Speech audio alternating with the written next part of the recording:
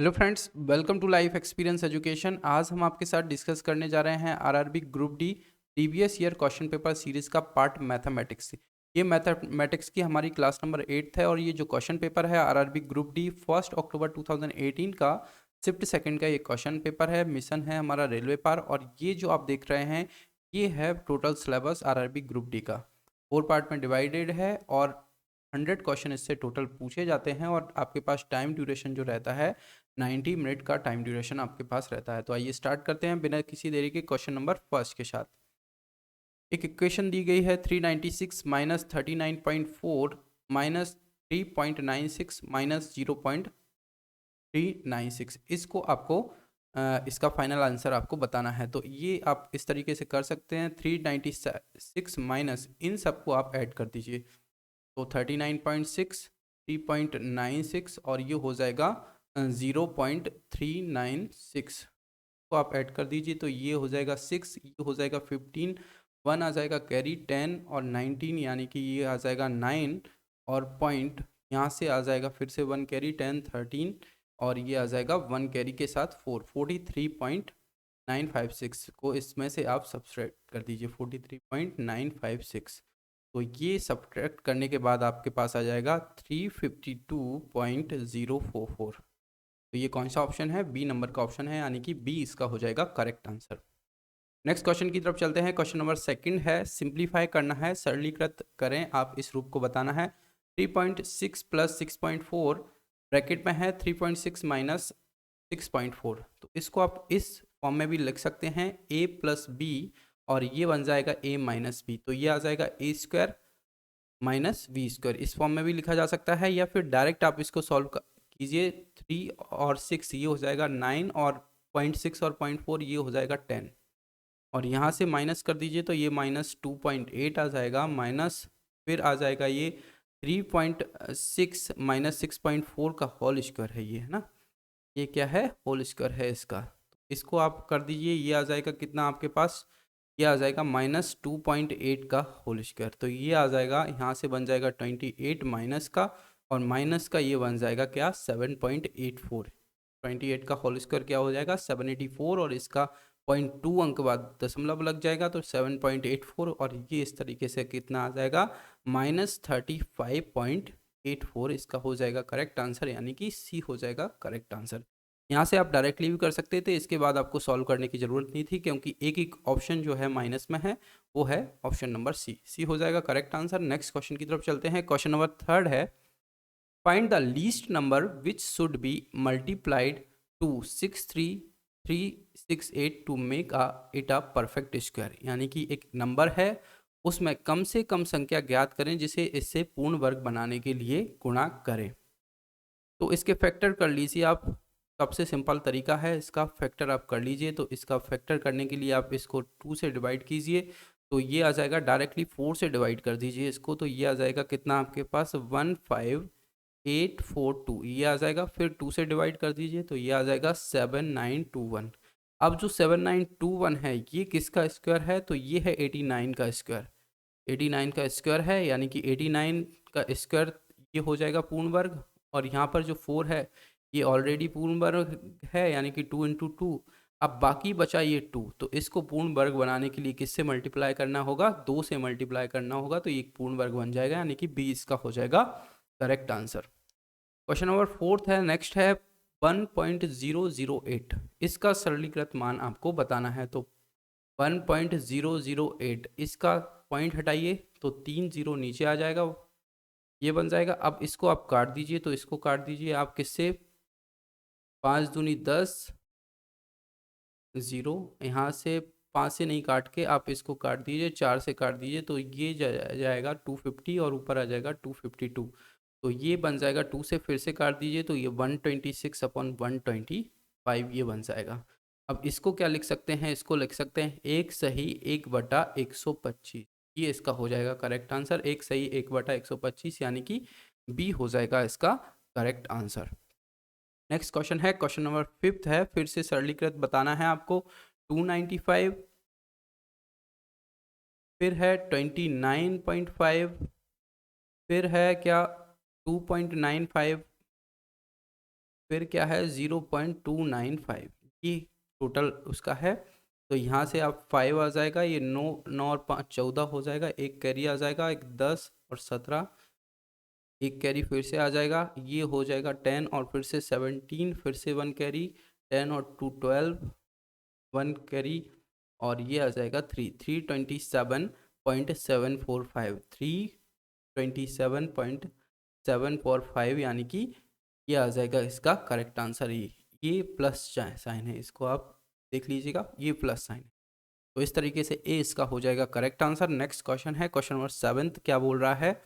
7 है Arun speed 2/13 of his salary. Arun spent 2/13 of his salary on the education of his children. Tarun and Varun, जो अरुण के children हैं, उन पर वो 2/13 उसका सैलरी का खर्च करता है। He spend 13,006 rupees on Varun education which is 2/3 of his total expenditure on the education. What is Arun salary? Total salary पूछा गया है। यानी कि अरुण अपने बच्चे जो हैं तरुण और वरुण, उनकी शिक्षा पर अपने वेतन का 2/13 भाग खर्च करता है, 2/13 भाग खर्च करता है। और वह वरुण की शिक्षा पर 13,006 रुपये खर्च करता है। अब वरुण की शिक्षा पर 13,006 रुपये खर्च कर रहा है, जो कि शिक्षा पर कुल खर्च का 2/3 है। कुल खर्च कितना कर रहा है? x मान लीजिए कुल खर्च कर रहा है, उसका 2/3 जो है वो किसके बराबर है? 13,006 के बराबर है। तो यहाँ से आप x की वैल्यू फाइंड आउट कर लीजिए, 13,006 अपॉन 2 इंटू 3 ये आ जाएगा, और यहाँ से इसको कैलकुलेट करिएगा तो ये आएगा 19,509। x की वैल्यू आ जाएगी 19,509। अब वो बोल रहा है कि जो कुल खर्च है 2/13 भाग शिक्षा पर खर्च करता है, यानी कि 2/13 भाग शिक्षा पर वो खर्च करता है, यानी कि कोई मनी है उसका कितना है? 19,509, ये टोटल मनी है। उस पर 2/13 भाग शिक्षा पर वो खर्च कर रहा है, यानी कि बाई की वैल्यू यहाँ से कैलकुलेट कर लीजिए, 19,509 इंटू 13/2। तो ये लगभग आ जाएगा आपका कितना? ये आ जाएगा 126808.50, यानी कि ये कितना आ जाएगा आपका 1268, ये आ जाएगा आपका करेक्ट आंसर। सी हो जाएगा आपका करेक्ट आंसर, जो कि क्या है? अरुण का कुल वेतन है, यानी कि सी हो जाएगा करेक्ट आंसर। क्वेश्चन नंबर 8 की तरफ चलते हैं। The reciprocal of a negative rational number, यानी कि एक नकारात्मक संख्या जो है उसका परिमेय संख्या का वृत्त क्रमानुपाती आपसे पूछा गया है। तो ये क्या होगा? एक कोई भी रेसिप्रोकल निकाला है, कोई भी रेशनल संख्या है x/y, यदि वो नेगेटिव है तो उसका व्युत्क्रम भी क्या होगा? नेगेटिव होगा, और y/x होगा, इस तरीके का होगा। तो ऐसा नेगेटिव रेशनल नंबर, ये भी एक नेगेटिव रेशनल नंबर ही होगी, यानी कि बी इसका हो जाएगा करेक्ट आंसर। बी हो जाएगा इसका करेक्ट आंसर। नेक्स्ट क्वेश्चन है a sum of 2,000 invested at 9.25% simple interest per annum for 4 years will yield an interest of, यानी कि ₹2,000 का 4 वर्षों के लिए प्रति वर्ष 9.25% साधारण ब्याज पर निवेश किया जाता है। तो कुल ब्याज आपको ज्ञात करना है। तो कुल ब्याज, साधारण ब्याज आपको ज्ञात करना है। तो सिंपल इंटरेस्ट इक्वल टू क्या होगा? Principal into rate into time upon 100, यानी कि मूलधन गुणित दर गुणित समय बटा 100। तो मूलधन आपका कितना है? 2,000 है, 2,000 मूलधन है, रेट है 9.25, और आपके पास टोटल टाइम कितना है? 4 years है, अपॉन 100। तो इसकी वैल्यू आप कैलकुलेट कर लीजिए, तो ये आ जाएगी लगभग आपकी कितनी? इसकी वैल्यू आ जाएगी, हाथ से देखिए आप, 2 जीरो यहाँ से हटा दीजिए, और ये 3 जीरो से 3 बिंदु कैंसिल आउट हो जाएगा, 2 × 4 और 2 × 5 = 10, और 5 को इससे काट दीजिए, 5 × 1 = 5, 5 × 8 = 40, और 2 आ जाएगा, 5 × 5 = 25। ठीक है, तो 185 इंटू 4, तो ये आ जाएगा आपका 740। जो सिंपल इंटरेस्ट है, कुल ब्याज है, वो कितना है? 740 रुपीज़ है, यानी कि सी इसका हो जाएगा करेक्ट आंसर। इजी क्वेश्चन है सिंपल इंटरेस्ट से। नेक्स्ट क्वेश्चन की तरफ बढ़ते हैं। क्वेश्चन नंबर 10 है a toy purchased for ₹1125 was sold at a loss of 16%. The selling price of the toy was, यानी कि एक खिलौना है 1125 रुपये में खरीदा गया है और 16% की हानि पर बेचा गया है। खिलौने का विक्रय मूल्य था। तो देखिए कॉस्ट प्राइस कितनी रही होगी और सेलिंग प्राइस कितनी रही होगी उसके बारे में बात करते हैं। मान लीजिए उसकी कॉस्ट प्राइस 100 है, अब 16% की हानि पर बेचा गया है, यानी कि 100 से वो कितने पर 16% की हानि यानी कि 84 रुपीज़ में बेचा जा रहा है। अब जो 84 रुपीज़ में ये बेचा जा रहा है यानी कि 16% की उसको हानि हो रही है यहाँ पर यहाँ से देखा जाए उसने बोला है खिलौना 1125 रुपये में खरीदा गया है, यानी कि ही परचेज्ड 1125 रुपीज़ एज सोल्ड। तो यानी कि जो 100 रेशो है आपका 100 जो कॉस्ट प्राइस है वो किस के बराबर है, ये है 1125 के बराबर। तो यहाँ से आप एक रेशो की वैल्यू कैलकुलेट कर सकते हैं। तो एक रेशो की वैल्यू लगभग कितनी आ जाएगी, 25 चौको 100 और 25 चौको 100 यानी कि 12, 25 पंच 125 यानी कि एक रेशियो की वैल्यू आ जाएगी 45/4। एक रेशियो की वैल्यू आपकी यहाँ से आ जाएगी। अब पूछा गया है खिलौना का विक्रय मूल्य यानी कि 84 रेशो इक्वल्स टू क्या हो जाएगा, तो 84 रेशो इनटू ये कितना आ जाएगा 45/4। एक रेशियो की वैल्यू ये रही। तो 4 2 जा 8, 4 1 जा 4 यानी कि 45 इंटू 21 आप करेंगे तो ये आ जाएगा लगभग 945। तो इसकी जो सेलिंग प्राइस है ये कितनी है 945 रुपीज़ है, यानी कि ए इसका हो जाएगा करेक्ट आंसर। इस तरीके से आप इनको सॉल्व आउट कर सकते हैं। इजी मेथड है, इजी क्वेश्चन है। नेक्स्ट क्वेश्चन की तरफ चलते हैं। Inclusive of a profit of 17% स्फूर्ति sold a pair of footwear for 2223। What was the cost price of the pair of shoes, यानी कि 17% के लाभ में शामिल स्फूर्ति ने 2223 रुपये के लिए जूते की एक जोड़ी बेची। जूते की जोड़ी की लागत मूल्य क्या थी। अब देखिए लाभ पर बेच रहा है यानी कि 100 रुपये में वो खरीदता है, लाभ पर बेच रहा है 17% यानी कि 117 रुपये में वो उस चीज़ को बेचेगा, तो 17% का यहाँ पर प्रॉफिट हो जाएगा। अब जो 117 रुपये है उसने बोला है 2223 रुपये के लिए जूते की एक जोड़ी बेची है, यानी कि ये सेलिंग प्राइस है जो 117 रुपये, वो किस रेशो के बराबर है, ये है 2223 रुपये के बराबर। तो यहाँ से एक रेशो की वैल्यू आप निकालेंगे तो ये आ जाएगा लगभग 19 के बराबर, और 100 रेशो की वैल्यू आप निकालेंगे तो ये आ जाएगा कितना 1900, यानी कि जो कॉस्ट प्राइस होगी उसकी 1900 होगी, यानी कि बी इसका हो जाएगा करेक्ट आंसर। सेम उसी तरीके का क्वेश्चन है, उसमें कॉस्ट प्राइस दिया गया था, सेलिंग प्राइस निकालना था, इसमें सेलिंग प्राइस दिया गया था तो कॉस्ट प्राइस आपको निकालना था। तो इजीली आप कैलकुलेट कर सकते हैं, बी हो जाएगा करेक्ट आंसर। नेक्स्ट क्वेश्चन की तरफ चलते हैं। A person has divided a total of 3,70,000 into 3 parts, यानी कि जो 3,70,000 रुपीज़ है उसको वो 3 पार्ट में डिवाइड करता है and deposit them in 3 banks offering simple interest. 3 bank में डिपॉजिट करता है और किस परसेंट के साथ करता है, 4%, 5% और 6% respectively. At the end of first year the interest received from all 3 banks are the same. How much has deposit in those 3 bank, यानी कि एक व्यक्ति है उसने कुल इतने रुपए को 3 भागों में विभाजित किया और उन्हें 3 बैंकों में क्रमशः 4, 5 और 6% के साधारण ब्याज की पेशकश पर उन्हें जमा किया।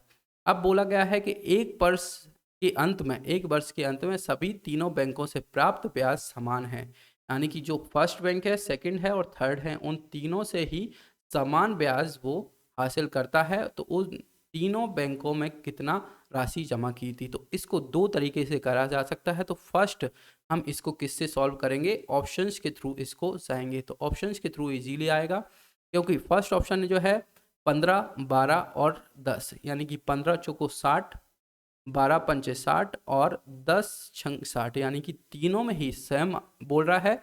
तो तीनों का जो अमाउंट है यदि इससे हम मल्टीप्लाई करेंगे रेट से तो जो इंटरेस्ट बनेगा वो सेम बनेगा। तो ये 60,000 के लगभग, मतलब 6 लाख के लगभग ये बन रहा है ना। 15 चौको 60, 12 पंचे 60 और 10 छंग 60, तो 60 के आसपास आ रहा है। तो ए इसका हो जाएगा करेक्ट आंसर। तो ऑप्शंस के थ्रू आप इजीली इसमें जा सकते हैं, एक हो जाएगा इसका करेक्ट आंसर। कई बार हमने इसको डिस्कस भी किया है, मेथड के थ्रू भी गए हैं, तो उससे भी आप कर सकते हैं। ए हो जाएगा करेक्ट आंसर। नेक्स्ट क्वेश्चन की तरफ चलते हैं। A train crosses a 150 5 meter long platform in 16 seconds and 195 meter long platform in 18 seconds. The speed of train is, यानी कि एक ट्रेन 19 सेकंड में 155 मीटर लंबा प्लेटफॉर्म पार करता है और 18 सेकंड में 195 मीटर लंबा प्लेटफॉर्म पार करता है। तो ट्रेन की गति आपको बताना है। तो सिंपल फॉर्मूला लगाता है, स्पीड इक्वल्स टू क्या होता है, डिस्टेंस अपॉन टाइम। ठीक है, तो स्पीड क्या हो जाएगी आपकी, एक्स मान लीजिए वो डिस्टेंस है, किसकी डिस्टेंस है, ट्रेन की डिस्टेंस है, कोई भी ट्रेन है उसकी डिस्टेंस x है, और प्लेटफॉर्म की डिस्टेंस भी आपको फर्स्ट प्लेटफॉर्म की डिस्टेंस गिवन है 155 मीटर है। तो x प्लस 155, तो ये तो हो जाएगी टोटल डिस्टेंस फर्स्ट के लिए, और टोटल टाइम गिवन है 16 सेकेंड। उतनी ही दूरी तय करता है जितना कि वो x प्लस 195 मीटर पुल को पार करने में करता है। कितने सेकंड लगता है, 18 सेकंड लगता है। तो यहाँ से आप एक इक्वेशन बना लीजिए और x की वैल्यू आप निकाल लीजिए। ठीक है, तो 18x प्लस 155 इंटू 18, और ये आ जाएगा 16x प्लस 195 इंटू 16। तो यहाँ से आप x की वैल्यू फाउंड आउट कर सकते हैं इजीली। मैं डायरेक्ट कर देता हूँ, तो x की वैल्यू यहाँ से कितनी आ जाएगी आपकी, 165 मीटर आ जाएगी। ठीक है, आप कैलकुलेट करके देख लीजिएगा, ये 165 मीटर आ जाएगी। अब ये x जो है ये क्या है, प्लेटफॉर्म की लंबाई नहीं है। प्लेटफॉर्म की लंबाई तो 155 मीटर है फर्स्ट केस में, और सेकंड में है 195 मीटर। पर जो ट्रेन की लंबाई भी कुछ ना कुछ होगी। ट्रेन की लंबाई जो है वो दी गई है, आपने कैलकुलेट कर ली है 165 मीटर। अब आपको स्पीड निकालना है, तो स्पीड इक्वल टू हो जाएगा डिस्टेंस। तो 165 प्लस किसी में भी आप रख दीजिए, तो फर्स्ट में रख दीजिए आप 155 अपॉन 60 सेकेंड आपको लग रहा है, तो यहाँ से भी आपका आ जाएगा, तो ये आ जाएगा 320 अपॉन 16, यानी कि ये आ जाएगा कितना आपका, ये आ जाएगा 20। अब 20 मीटर पर सेकंड में आया है, इसको किलोमीटर पर हावर में कन्वर्ट करना है, तो 18 आप बाई 5 से मल्टीप्लाई कर दीजिए, तो 5 4 ज़ा 20 और 18 4 ज़ा 72 किलोमीटर पर हावर इसकी स्पीड आ जाएगी। या फिर 165 प्लेटफॉर्म की ट्रेन की लंबाई है, और सेकंड कितना दिया गया है 195, और टोटल टाइम इनको लग रहा है 18 सेकंड। तो यहाँ से भी आपको कैलकुलेट कर सकते हैं, तो ये भी सेम आपकी 72 किलोमीटर पर हावर ही आएगी। तो सी इसका हो जाएगा करेक्ट आंसर। मीटर पर सेकंड में सारे डेटा गिवन हैं, उसको लास्ट में आपको कन्वर्ट करने के लिए 18/5 से मल्टीप्लाई करना पड़ेगा किलोमीटर पर हावर में बदलने के लिए, यानी कि किलोमीटर प्रति घंटा में बदलने के लिए। तो सी हो जाएगा करेक्ट आंसर। नेक्स्ट क्वेश्चन है question number 14। A can do a work in 6 days, B takes 8 days to complete it, and C takes as long as A and B would take working together. How long will it take for B and C complete the work together? यानी कि A 6 दिन में कोई काम करता है, B को इसे पूरा करने में 8 दिन लगते हैं, C को तब तक लगता है जब तक A और B एक साथ काम करते हैं। बी और सी को एक साथ काम करने में कितना समय लगेगा, तो ये आपको बताना है। तो 6 और 8 इसमें लग रहा है। ठीक है, तो इसका एलसीएम आप ले लीजिए, 24 आ जाएगा। तो यहाँ से इसकी एफिशिएंसी कितनी आ जाएगी, 4 आ जाएगी। 6 डिवाइडेड बाय 24 डिवाइडेड बाय 6 इसकी एफिशिएंसी आ जाएगी, और इसकी आ जाएगी 3। अब वो बोल रहा है सी को कितना टाइम लगता है, जितना कि ए और बी को दोनों को लगता है। तो इन दोनों को कितना एफिशिएंसी है, 7। तो ये जो 7 एफिशिएंसी आ जाएगी, इसकी आ जाएगी सी की आ जाएगी। तो 25 टोटल वर्क है, एफिशिएंसी है 7, तो ये इसको इतना टाइम लगेगा। ठीक है, यहाँ से आप एक चीज़ ये कैलकुलेट कर सकते हैं। अब क्वेश्चन में पूछा गया है कि बी और सी को एक साथ काम करने में कितना दिन लगेगा। तो बी और सी की इफिशियंसी कितनी है, टोटल बी की है 3 और सी की है 7, यानी कि बी और सी की टोटल इफिशियंसी, बी प्लस सी की टोटल इफिशियंसी आ जाएगी 10, और टोटल वर्क है 24। तो 24 डिवाइडेड बाय इफिशियंसी, यानी कि ये आ जाएगा 12/5। ठीक है, 12/5, यानी कि इतना दिन इनको कार्य करने में लगेगा बी और सी को मिलकर। तो ए हो जाएगा करेक्ट आंसर। नेक्स्ट क्वेश्चन है question number 15। Milna and Mashuka working together can complete a job in 9 days. However, Masuka works alone and leaves after completing 2/5 of the job. Then Milena takes over and complete the remaining work by herself. As a result, the duo would complete the job in 19.5 days. How many days would Milena alone have taken to the job if Mashuka work faster than Milna. तो इन्होंने बोला है कोई मिलना है और एक माशुका है, ये दोनों मिलकर एक कार्य को कितने दिनों में करते हैं, 9 डेज में कंप्लीट करते हैं। ठीक है, एक तो ये चीज गबन है यहाँ पर। अब फिर बोला गया है, अब इसको बेसिक तरीके से भी हम सॉल्व कर सकते हैं कि जो मिलना है इसको मान लेते हैं कि किसी कार्य को करने के लिए x डेज लगता है और जो माशुका है उसको लगते हैं बाय डेज। तो एक दिन में ये कितनी काम करेगी, मिलना ये करेगी 1/x और जो माशुका है ये कितना करेगी एक दिन में, ये करेगी 1/y। ठीक है, अब टुगेदर यानी कि दोनों साथ मिलकर कितना काम करते हैं, तो दोनों साथ मिलकर करेंगे तो 1/x प्लस 1/y, ये दोनों साथ मिलकर करेंगे। अब वही चीज गिवन है कि 9 डेज में कंप्लीट करती हैं दोनों साथ मिलकर, तो 9 इंटू 1/x प्लस 1/y, ये टोटल वर्क जो भी कंप्लीट करती हैं वो एक टोटल वर्क हो जाएगा। तो x प्लस वाई की वैल्यू यहाँ से आप कैलकुलेट कर लीजिए, तो ये आ जाएगी xy/9। एक इक्वेशन यहाँ से आप बना सकते हैं। फिर बोला गया है 2/5 of work, 2/5 of work complete करने में मान लीजिए आपको a दिन का टाइम लगता है, a डेज लगते हैं। ठीक है, फिर a डेज यानी कि इसको 1/x डेज लग रहा है और वही 2/5 वर्क करने में यहाँ से a की वैल्यू आप फाइंड आउट कर सकते हैं 2x/5। इसी तरीके से उसको बाकी बचा हुआ वर्क 3/5 वर्क कंप्लीट करने में मान लीजिए v डेज लगते हैं, तो यहाँ से b की वैल्यू फाइंड आउट कर सकते हैं, यानी कि v into 1/y equals to ये लग रहा है 3/5 डेज, यानी कि v इक्वल्स टू आ जाएगा 3y/5।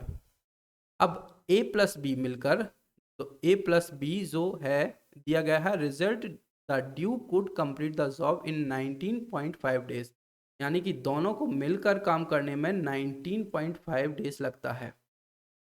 ठीक है, तो यहाँ से a की वैल्यू पुट कर दीजिए 2x plus 2x/5 plus b की वैल्यू 3y/5 इक्वल्स टू 19.5। तो यहाँ से एक इक्वेशन बन जाएगी, इसको आप सॉल्व आउट कर लीजिए, 2x plus 3y equals to 19.5 into 5 यानी कि 7.5। तो ये बन जाएगी आपकी सेकेंड इक्वेशन ये बन जाएगी जिसमें एक्स वाई कोफिशिएंट है, और एक फर्स्ट इक्वेशन ये बन जाएगी।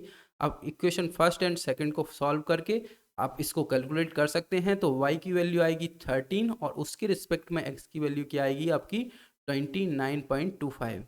सेकंड वैल्यू जो y की आएगी वो आएगी कितनी 22.5 और उसके रिस्पेक्ट में कितनी आएगी x की वैल्यू 15। अब फास्टर बोला गया है यानी कि ये इसके मुकाबले फास्टर है, तो इसमें जो y की वैल्यू आ जाएगी कितनी आ जाएगी 22.5, यानी कि a इसका हो जाएगा करेक्ट आंसर। ठीक है, ये हो जाएगा करेक्ट आंसर। नेक्स्ट क्वेश्चन की तरफ चलते हैं। अच्छा क्वेश्चन था एक, क्वेश्चन नंबर 16 है, 2 inlet pipes one twice as efficient as the other, यानी कि ए और बी कोई दो पाइप हैं, उसकी तुलना में दूसरा डबल इफिशिएंट है, यानी कि यदि बी एक दिन में कर रहा है तो वो डबल इफिशिएंट रहेगा, यानी कि 2:1 इनका रेशो हो जाएगा। ठीक है, along side an outlet pipe that can drain the field system empty in 10 hours can fill the empty cistern in 2.5 hours when working together. How many hours will less efficient inlet pipe take to fill the empty pipe? यानी कि एक तीसरा pipe है, outlet pipe है, जो pipe एक साथ 10 घंटे भरे हुए कुंड को खाली कर सकता है। यानी कोई कुंड है, वो जो तीसरा पाइप है वो यदि यहाँ से हम देखें तो जो सी पाइप है 10 घंटे में खाली कर रहा है। अब इसको नेगेटिव में बोल देते हैं क्योंकि खाली कर रहा है और ये दोनों भर रहे हैं, तो इसकी इफिशियंसी क्या हो जाएगी -1 इसकी इफिशियंसी हो जाएगी। और ये 10 जो है टोटल गिवन है, यानी कि a प्लस बी माइनस सी, ये कितना समय ले रहा है 2.5 आवर्स ले रहा है। तो यहाँ से तीनों मिलकर काम कर रहे हैं तो 2.5 घंटे में कुंड को वो भर रहे हैं। उसके बाद तो a प्लस बी और C की एफिशिएंसी कितनी है -1 और ये है 2.5 है ना, यानी कि 10 टोटल वर्क है अपॉन 2.5 इसका काम है, तो ये आ जाएगा 25 चौको 100 4 आ जाएगा, यानी कि a प्लस बी की वैल्यू कितनी आ जाएगी 5, यहाँ से आ जाएगी a प्लस बी की वैल्यू 5 यूनिट आ जाएगी a प्लस बी की वैल्यू। अब a की वैल्यू हम फाइंड आउट करें यहाँ से, तो 10 टोटल वर्क है, तो 10 अपॉन जो रेशो है 3 रेशो है a प्लस बी का, तो ये 10/3 आ जाएगा और b का रेशो कितना आ जाएगा 5/3 b का रेशो आ जाएगा।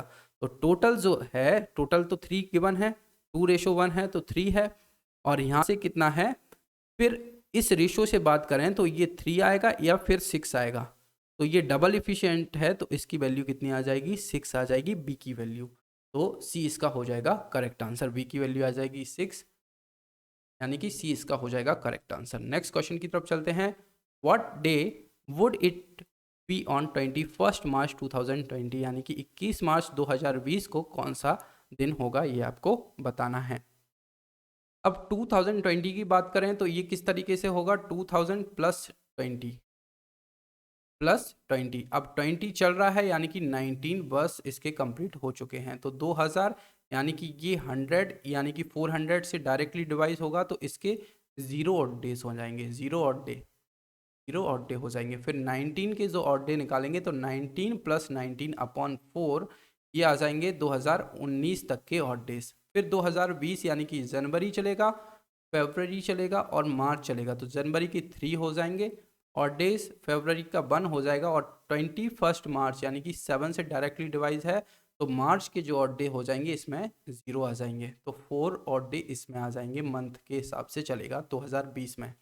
अब ये 19 डायरेक्टली हो रहा है और ये डायरेक्टली 4 जा 16 यानी कि 4 ऑड डेज इसके आ जाएंगे, दशमलव की वैल्यू नहीं लेते हैं तो 4 ये आ जाएंगे, 19 और 4 ये आ जाएगा 23, और 23 प्लस 4 तो ये आ जाएगा 27, टोटल ऑड डेज आ जाएंगे, टोटल ऑड डेज आ जाएंगे। अब इसको 7 से डिवाइड कर दीजिए तो 7 चौको 28 यानी कि 7 या 21, अब इसमें 6 बज रहे हैं यानी कि 6 ऑड डेज इसके बच जाएंगे, 6 ऑड डेज यानी कि सैटरडे रहेगा, यानी कि शनिवार, यानी कि सी इसका हो जाएगा करेक्ट आंसर। क्वेश्चन नंबर 18 की तरफ चलते हैं।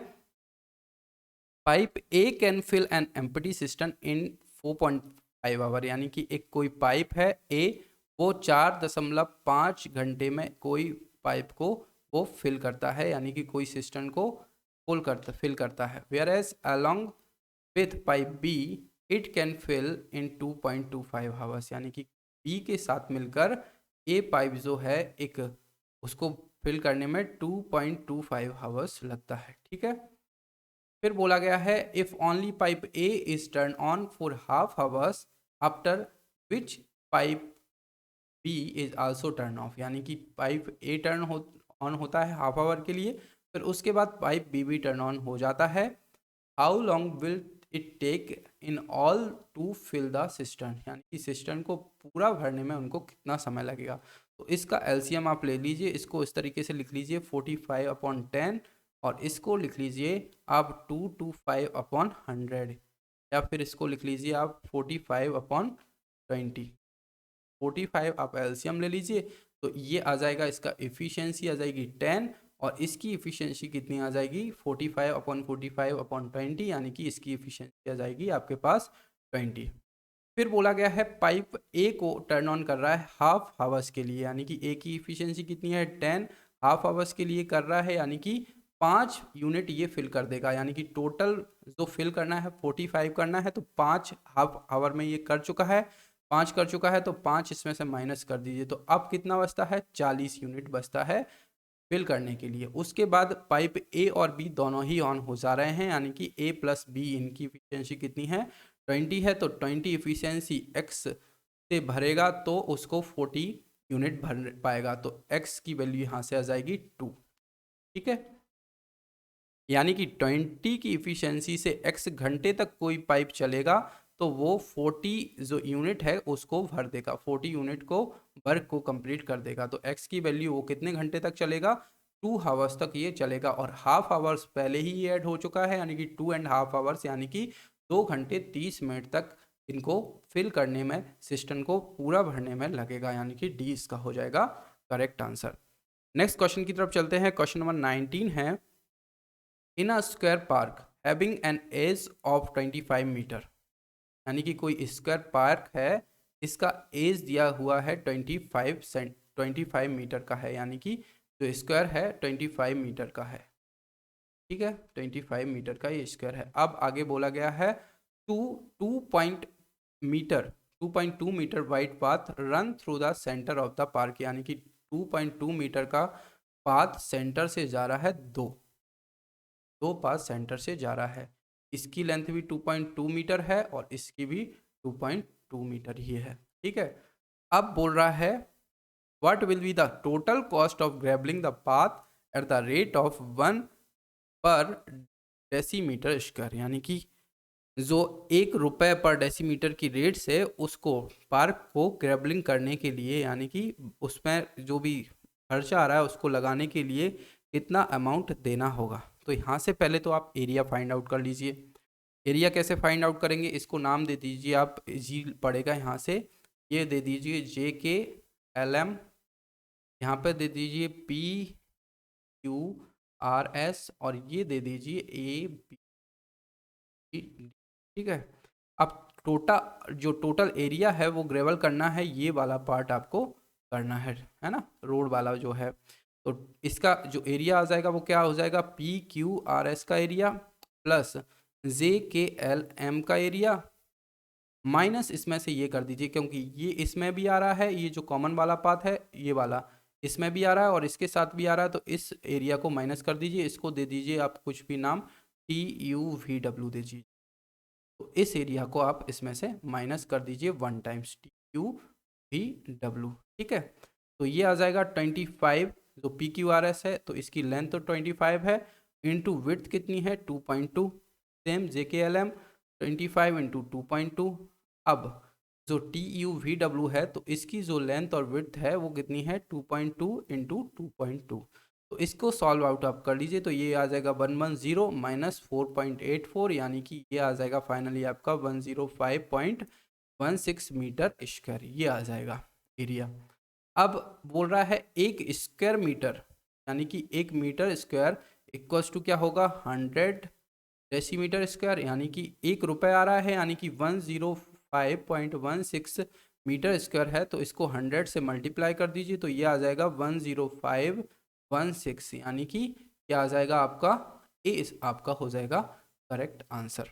ये हो जाएगा, इतना खर्चा आपका, इतनी लागत टोटल आपकी लगेगी, ये हो जाएगा करेक्ट आंसर। नेक्स्ट क्वेश्चन की तरफ चलते हैं। क्वेश्चन नंबर 20 है the height of a right triangular prism is 21 centimeter and the ratio of the sides of its base 8:15:17. If the total area of a 3 lateral surfaces is 840 centimeter square, then what is the volume of prism in cubic centimeter? यानी कि कोई prism है उसका lateral surface area आपको given है 840 centimetre square, तो उसका आप इस तरीके से भी कर सकते हैं। देखिए ये बेस दिए गए हैं, उनका सम कितना हो जाएगा, लिटरल जो पेरीमीटर आप फाइंड आउट करेंगे तो 8x plus 15x plus 17x, ये इसका पेरीमीटर हो जाएगा, इनटू, है ना, इनटू हाइट कितनी है 21 सेंटीमीटर और लेटरल सरफेस एरिया क्या होता है आपका 840 सेंटीमीटर स्क्वायर इसका दिया गया है। ये हो जाएगा perimeter of base into height, ये होता है लेटरल सरफेस एरिया का फॉर्मूला। तो इसको आप कैलकुलेट कर लीजिए, ये आ जाएगा 40x इंटू 21 इक्वल्स टू 840। तो यहाँ से x की वैल्यू आप फाइंड आउट कर लीजिए, तो x की वैल्यू आ जाएगी 1, x की वैल्यू 1 आ जाएगी, यानी कि जो 8, 15 और 17 है, एक क्या बनेगा आपका 15 का स्क्वायर 225 और 8 का स्क्वायर 64, तो ये बन जाएगा आपका 289 जो कि 17 का स्क्वायर होगा, यानी कि ये राइट एंगुलर आपका प्रिज्म इस टाइप से बन जाएगा का 3D। ये हाइट आ जाएगी इसकी और ये इस टाइप से प्रिज्म बन जाएगी, ये हाइट रहेगी, ये 3D इमेज आपकी बनेगी, ये हाइट रहेगी। ठीक है, तो अब ये राइट एंगुलर प्रिज्म बनेगा, तो वॉल्यूम आप देख सकते हैं, वॉल्यूम क्या होगा, तो इसका एरिया है उसका एरिया, यानी कि जो ट्रेंगल बन रहा है उसका एरिया, यानी कि half into base into height into जो हाइट उसकी दी गई है टोटल प्रिज्म की वो हाइट, यानी कि 21, ये जो गिवन है, तो हाफ इंटू बेस कितना है इसमें 8 बेस हो जाएगा, 15 इसका आप क्या मान लीजिए परपेंडिकुलर मान लीजिए, तो ये इसका ट्रेंगल का एरिया हो जाएगा राइट एंगल ट्रेंगल का, और 21 इसकी टोटल हाइट आपको गिवन है, तो 2 4 जा 8 और 15 4 जा 16, 60 इंटू 21, तो ये आ जाएगा आपका 6 2 जा 12, यानी कि 1260, यानी कि डी आपका हो जाएगा करेक्ट आंसर। नेक्स्ट क्वेश्चन है, क्वेश्चन नंबर 21 है the points scored by 12 person follows, ये गिवन है फाइंड द मीडियन। तो मीडियन को निकालने के लिए आपको या तो आरोही क्रम में जमाना होगा या अवरोही क्रम में जमाना होगा, यानी कि 6, 8, 9, 9, 10, 11, 12, 15, 16 दो बार दिया गया है, 17 और 21। अब इसके लिए आपको क्या निकालना है, मीडियन निकालना है। मीडियन यानी कि ये नंबर ऑफ कितने हैं, 12 है, यानी कि इवन है। इवन है तो क्या होगा, n/2 और n+1/2, यानी कि 4 और 5 यहाँ से छोड़ दीजिए और 5 इस तरफ से छोड़ दीजिए, तो ये आ जाएगा 11 + 12/2, यानी कि ये आ जाएगा 11.5, यानी कि डी इसका हो जाएगा करेक्ट आंसर। नेक्स्ट क्वेश्चन है, क्वेश्चन नंबर 22 है, 8 sec square x minus 7 10 square x equals to 11 दिया गया है, तो x की वैल्यू आपको फाइंड आउट करना है। क्वेश्चन नंबर कौन सा है, 22 है, तो यहाँ से आप इसकी वैल्यू फाइंड आउट करना है आपको। तो इसको इस तरीके से भी लिख सकते हैं हम, sec स्क्वायर x, और ये हो जाएगा 7 टाइम्स, बचेगा 7 sec square x minus 7 10 square x equals to 11, तो 7 कॉमन लीजिए, जो sec square x minus 10 square x की वैल्यू 1 हो जाएगी, यानी कि sec square x plus 7 equals to 11 आ जाएगा। तो सेक स्क्वायर एक्स की वैल्यू कितनी आ जाएगी आपकी, 4 आ जाएगी, और सेक एक्स की वैल्यू कितनी आ जाएगी, 2 आ जाएगी। तो कॉस एक्स की वैल्यू आ जाएगी 1/2। तो कॉस एक्स की वैल्यू 1/2 कब होती है, जब एक्स की वैल्यू कितनी हो, 60 डिग्री हो। 60 डिग्री हो तभी कॉस एक्स की वैल्यू 1/2 होगी, यानी कि बी इसका हो जाएगा करेक्ट आंसर। अब एक्स की वैल्यू 0 से 90 के बीच में है, यानी कि 60 इसके बीच में लाई करना है, यानी कि बी इसका हो जाएगा करेक्ट आंसर। नेक्स्ट क्वेश्चन की तरफ चलते हैं, क्वेश्चन नंबर 23 है, A group of 7 students took a test. Another student joined the group after taking the test. With the new student mark included, the average score of the group went up by 2. How much more marks did this student get the average marks of the initial student? यानी कि initial student कुछ थे, 7 student थे, उनका average marks था x, और उनका सम क्या हो जाएगा, 7x हो जाएगा सम, ठीक है। फिर 8 स्टूडेंट हो गए, तो उनका एवरेज मार्क्स क्या हो जाएगा, 2 से इंक्रीज हो गया, यानी कि x+2 हो गया, उनका सम कितना हो जाएगा, 8 × x+2। अब पूछा गया है कितना मार्क्स एवरेज स्टूडेंट जो है एवरेज मार्क्स से ज़्यादा रहा होगा, यानी कि कितना मार्क्स ज़्यादा रहा होगा, इसमें से इसको माइनस कर दें तो जो लास्ट स्टूडेंट होगा उसका मार्क्स आ जाएगा, यानी कि 8x+2, ये तो हो गया 8 स्टूडेंट का मार्क्स टोटल, और उसमें से 7 स्टूडेंट का मार्क्स ये गिवन है आपके पास, यानी कि -7x कर दीजिए। अब ये जो वैल्यू आ जाएगी आपकी, तो ये वैल्यू कितनी आ जाएगी, 8x प्लस 16 माइनस 7x, यानी कि आपकी जो वैल्यू आ जाएगी 1x + 16 आ जाएगी। अब कितनी ज़्यादा है एवरेज मार्क्स से, तो माइनस कर दीजिए, उसमें एवरेज मार्क्स कितना था, x था, 7% का एवरेज मार्क्स, तो इसमें से माइनस कर दीजिए, तो x से x कैंसिल आउट हो जाएगी, 17%, 16 जो वैल्यू होगी वो ज़्यादा होगी, यानी कि बी इसका हो जाएगा करेक्ट आंसर। क्वेश्चन नंबर 24 है, a + 1/a = √3, तो वैल्यू आपको फाइंड करना है a³ + 1/a³। तो इसको मैंने बताया है, यदि a + 1/a = p हो, तो a³ + 1/a³ इसकी वैल्यू क्या होगी, p³ - 3p। इसको लास्ट लेक्चर में भी हमने डिस्कस किया है। अब a की वैल्यू, p की वैल्यू इसमें कितना है, √3 है, यानी कि pq यानी कि √3 का होल क्यू -3 × √3, ये आपके पास गिवन है। आई थिंक ये जो वैल्यू है ये आपके पास -√3 है, यहाँ पर -√3 है, तो -√3 ये हो जाएगा, -√3 ये हो जाएगा, तो ये आ जाएगी 3√3 माइनस का, और माइनस ये पहले से और ये माइनस पहले से आ जाएगा, यानी कि 3√3 ये आ जाएगी, तो ये कैंसिल आउट हो जाएगा, यानी कि 0 इसकी वैल्यू आ जाएगी, सी इसका हो जाएगा करेक्ट आंसर। नेक्स्ट क्वेश्चन है, क्वेश्चन नंबर 25 है, cosec x plus cot x = 2.5 दिया गया है, तो cosec थीटा की वैल्यू आपको निकालना है। तो आपको पता है एक फॉर्मूला है, cosec square theta minus cot square theta equals to क्या होता है, 1 होता है। तो इसको आप सॉल्व आउट कर लीजिए, cosec theta minus cot theta into cosec theta plus cot theta, इसकी वैल्यू कितनी है, 1 है, और ये वैल्यू आपको गिवन है प्लस वाले की 2.5, यानी कि cosec theta minus cot theta equals to आ जाएगा 1/2.5, ये वैल्यू इसकी आ जाएगी यहाँ से। या फिर आप इसको क्या लिख सकते हैं, 0 यहाँ पर 2 यानी कि 5 यानी कि 2/5 ये आ जाएगी। और ये वैल्यू आपको दी गई है cosec theta plus cot theta, यहाँ पर वैल्यू दी गई है 5/2, 2.5 को 5/2 भी लिख सकते हैं। यहाँ से आप सॉल्व आउट कीजिए, कॉट थीटा से कॉट थीटा कैंसिल हो जाएगा, 2 cosic थीटा यानी कि 5/2 प्लस 2/5 ये आ जाएगी वैल्यू। तो इसको आप सॉल्व आउट कर लीजिए, 25 प्लस 4/10 इसका एलसीएम आ जाएगा। और ये बन जाएगी आपकी कितनी लास्ट में 14.5, और इसको आप लिख सकते हैं अपॉइंट 0 है तो ये आ जाएगा आपका 1.45, यानी कि डी आपका हो जाएगा करेक्ट आंसर। तो ये आज की सीरीज का हमारा लास्ट क्वेश्चन था। लेक्चर आपको पसंद आए तो लाइक एंड शेयर करना आप ना भूलें, और साथ ही में लाइफ एक्सपीरियंस एजुकेशन चैनल के साथ जुड़ने के लिए आप चैनल को सब्सक्राइब भी करें। आज का जो क्वेश्चन पेपर था काफ़ी अच्छे क्वेश्चन इसमें पूछे गए थे, तो आप इसको ध्यान से सॉल्व कीजिएगा। और साथ ही में हमारे सोशल मीडिया हैंडल्स है, इंस्टाग्राम, फेसबुक पेज है, टेलीग्राम चैनल है, लाइफ एक्सपीरियंस एजुकेशन नाम से आप हमें यहाँ पर भी फॉलो कर सकते हैं। Thank you.